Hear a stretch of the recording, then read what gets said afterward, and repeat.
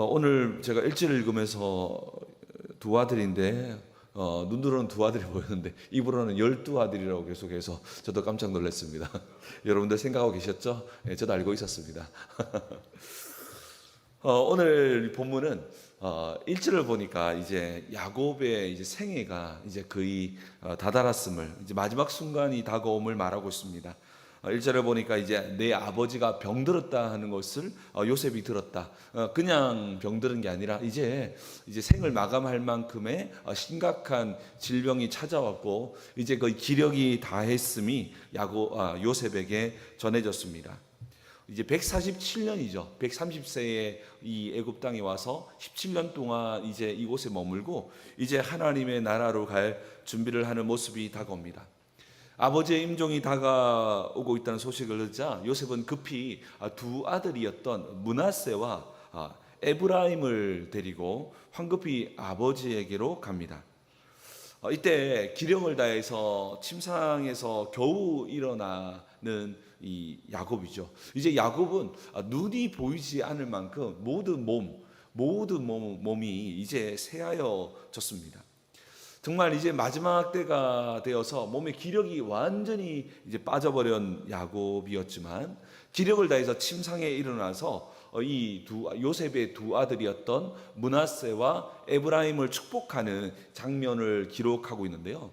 이 장면을 길게 기록했던 이유는 아주 독특한 두 가지의 야곱의 모습을 보여주고 있습니다. 야곱의 일상적이지 않은 축복을 오늘 축복하는 장면에서 보여주고 있는데요. 먼저는 이 두 손자를 자기 아들과 같이 영적인 입양을 하게 됩니다. 그래서 사실은 정확하게 보면 손자지만 아들과 같이 기업을 물려주는 장면을 보여주고 있습니다. 그래서 요셉 지파가 아니라 어떻게 됩니까? 므낫세 지파, 에브라임 지파라 해서 이 요셉에서 사실은 그 다음 형제들이 12지파가 되는데 이 요셉 지파는 에브라임 지파와 므낫세 지파처럼 두 지파가 되는데 그에 대한 어떤 근거가 뭐냐면 야곱이 이 두 손자를 축복하면서 두 손자를 입양을 하는 영적인 입양을 하는 선포를 하게 되는 것을 보게 되어집니다. 그러면서 연이어서 두 번째 특별한 것은 두 손자를 축복하면서 손을 맡겨서 축복하는 행동을 합니다. 죽음의 목전을 둔 이 야곱이 손을 엇갈려서 이렇게 축복하고 또한 이 두 손자를 입양하는 것을 보게 됩니다. 죽음의 목전에 둔 야곱이 이 다음 세대에게 무엇을 물려주고 무엇을 이와 같이 축복하기를 원했길래 손을 엇갈리면서까지 이렇게 축복하고 또한 이들에게 입양까지 해서 이들에게 정말 주기를 원했던 것은 무엇일까요?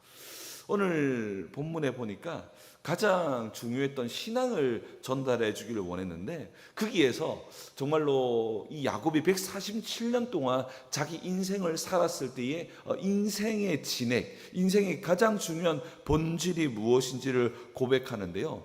야곱이 그 인생을 어렸을 때부터 형 때문에 도망쳐서 바단 아람으로 가서 거기서 고생을 많이 하고 또 이런저런 일들을 거치면서 자기 인생을 딱 돌아보았더니 한 단어가 떠올랐고 그 단어를 그들에게 전달하기를 원했는데요.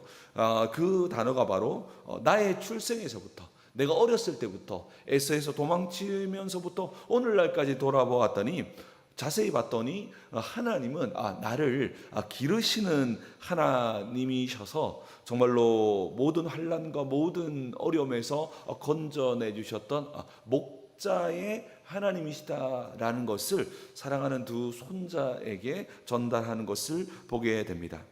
오늘 우리는 이 새벽에 야곱에게 보여주셨던 목자의 하나님, 야곱을 기르시고 또한 이끄시고 또한 고치셔서 오늘날 같이 야곱을 이스라엘로 승리의 이스라엘로 세우셨던 그 하나님을 한번 살펴보기를 원합니다.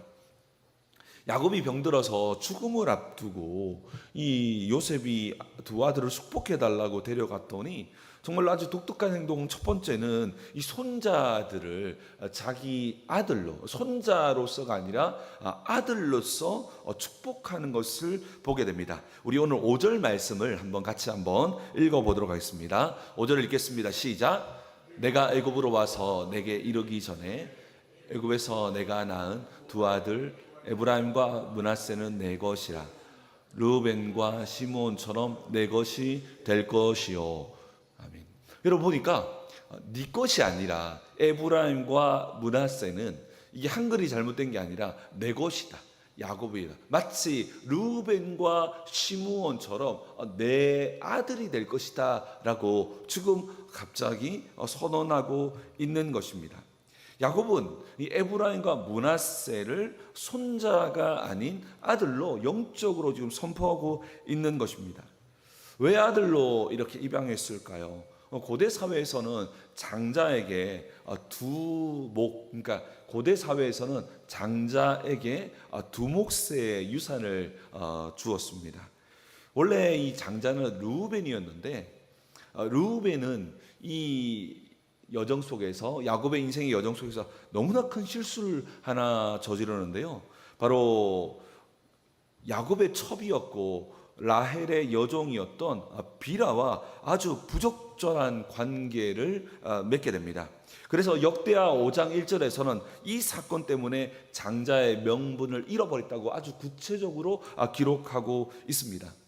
그러면은 이 르우벤이 장자의 명분을 잃어버렸다면 이것이 시므온으로 가야 되는데, 시므온도 디나의 강간 사건 이후로 세겜 부족 성읍에서 아주 잔인하게 학살을 자기 마음대로 벌려버립니다. 그리고 성경에서 자세히 기록하고 있지는 않지만 요셉에게 아주 어려움을 주게 된 주동자도 시므온으로 보는 견해가 일반적입니다. 그래서 요셉이 시므온을 가장 먼저 감옥에 쳐넣어버린 것입니다. 마치 시므온은 분노 조절 장애처럼 정말 예측이 어려운 인물이었지만 너무나 악한 모습을 보였기 때문에 시므온도 장자에서 이렇게 벗어나게 됩니다.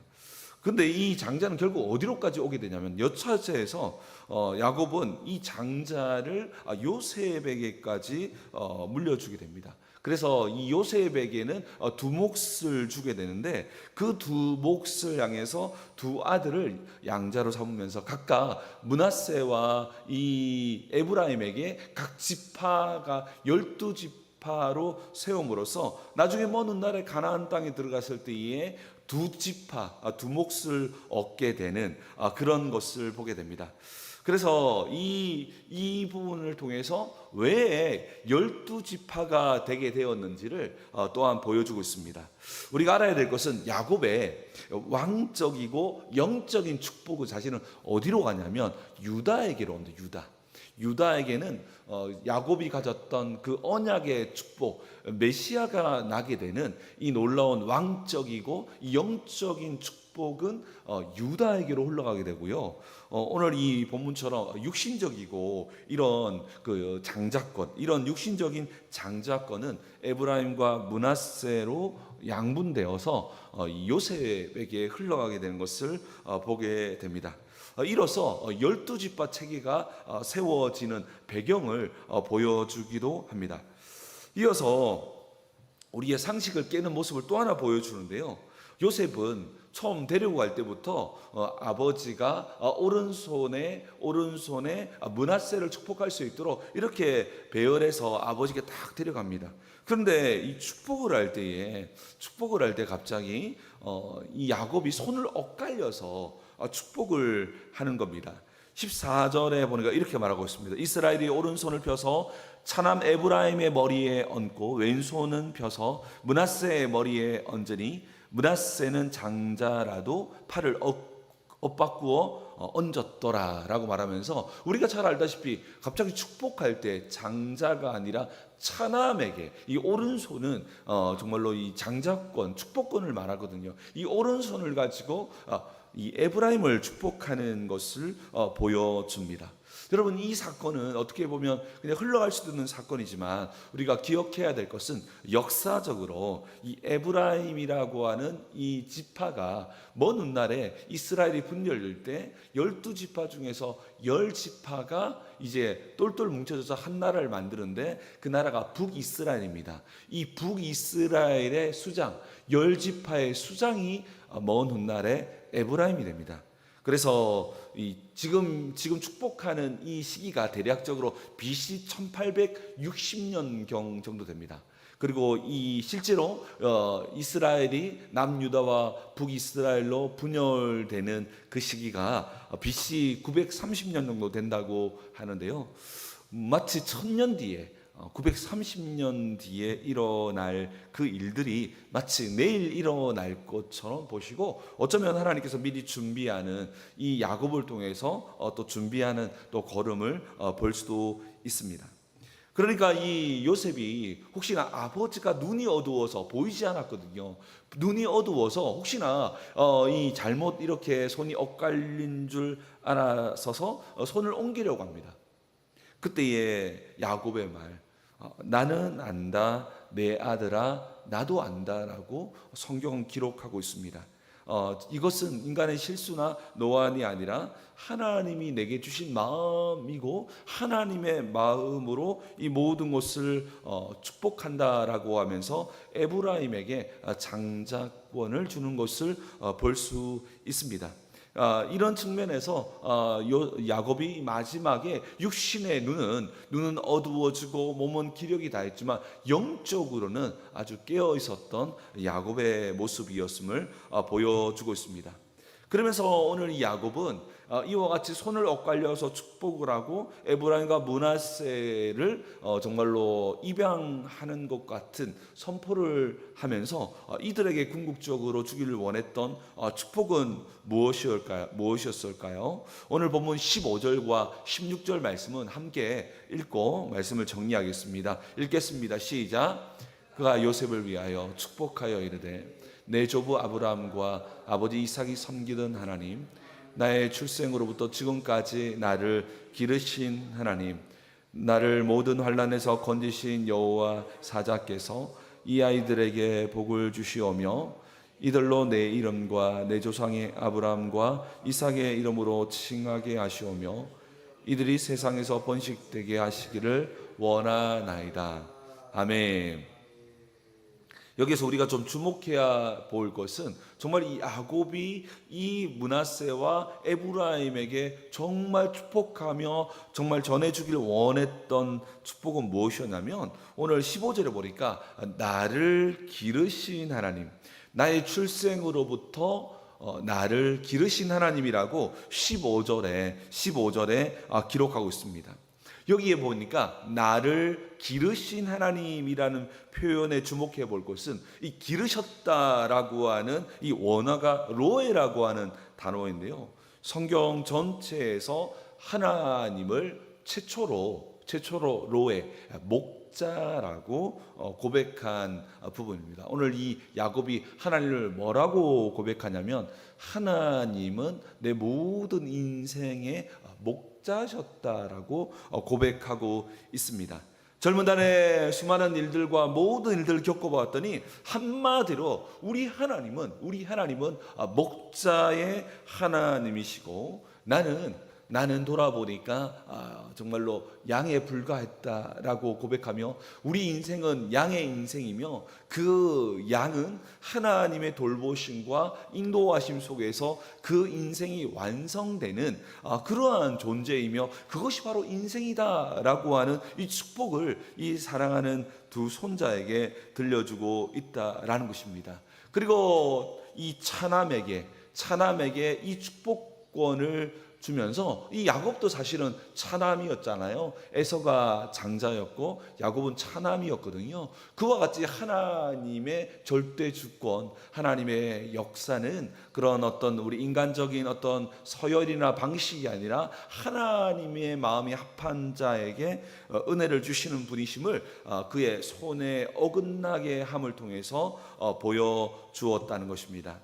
야곱은 147년 동안 험악한 세월을 보내고 오늘 이와 같이 애굽 땅에서 평화롭고 안락한 삶을 보내면서 그 인생을 한마디로 표현했을 때 하나님은 나를 기르신 목자였다라고 말씀하고 있습니다.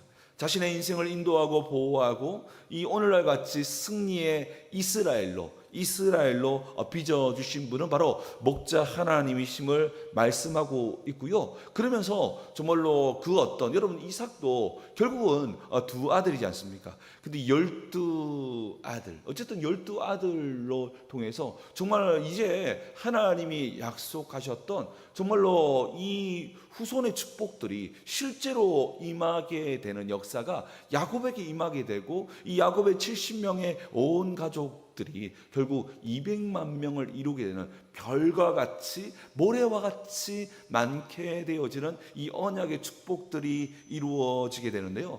그 중심에는 목자 하나님, 내가 내 인생을 완전하게 한 것이 아니라 하나님께서 보호해 주셨고 먹여 주셨고 길러 주셨다라고 고백하고 있는 것입니다.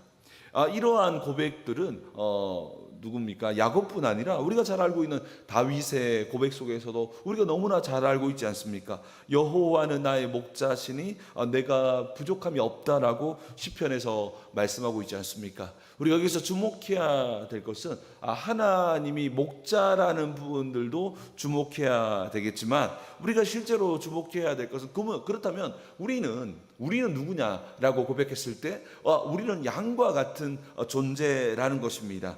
양과 같이 목자가 없이는 야생에서 늑대에게 정말로 우리가 먹힐 수밖에 없는 존재. 그리고 그 시야는 넓지만 시야가 너무 넓어서 정말로 너무 산만해서 길을 잘 잃어버리고 또한 잘 넘어지고 또 나아가는 그런 양의 모습이 우리라는 것입니다. 특별히 양의 특징은 중심을 잃어버려서 한번 뒤집어져 버리면 정말로 그 속에 있는 털과 또 몸속에는 가스가 많이 찬다고 합니다. 그것 때문에 매우 스스로 넘어져 버리면 스스로 참 일어나기 힘든 특징이 있다고 합니다. 이것을 캐스트 현상이라고 하는데요. 이것이 바로 넘어져 버리면 혼자 일어나기 정말 어려운 존재, 바로 그것이 우리의 존재임을 이야기하고 있다라는 것입니다. 그러니까 주님께서도 우리에게, 예수님께서도 복음을 설명할 때 나는 선한 목자다, 선한 목자는 양들을 위해서 목숨을 버린다라고 말씀하시면서도 주님께서도 우리에게 목자로 다가오셨다라고 말씀하시면서 궁극적으로는 우리 존재가 양과 같이 아무리 나이가 많이 먹어도 아무리 어려도 상관없이 모든 인간의 존재 자체가 양과 같은 존재이며 주님의 돌보심과 이끄심이 없이는 우리의 삶이 온전해질 수 없는 존재라는 것을 말씀하고 있다는 것입니다. 그렇기 때문에 우리 또한 오늘 우리가 주일을 맞아서 걸어갈 때 그렇구나, 우리 하나님은 우리 인생의 목자가 되셔서 우리를 기르시고 인도하시고 보호해 주시고 넘어졌을 때에 다시 우리를 안으셔서 이렇게 세워주시는 분이시구나 라는 것을 인식하고 또 더 나아가서는 우리는 성경이 말한 대로 양과 같은 존재임을 기억하며 주님으로 말미암아 우리의 인생이 완성되고 온전해지는 이 축복이 우리 모두에게 임하게 되기를 주님의 이름으로 축복합니다. 우리 함께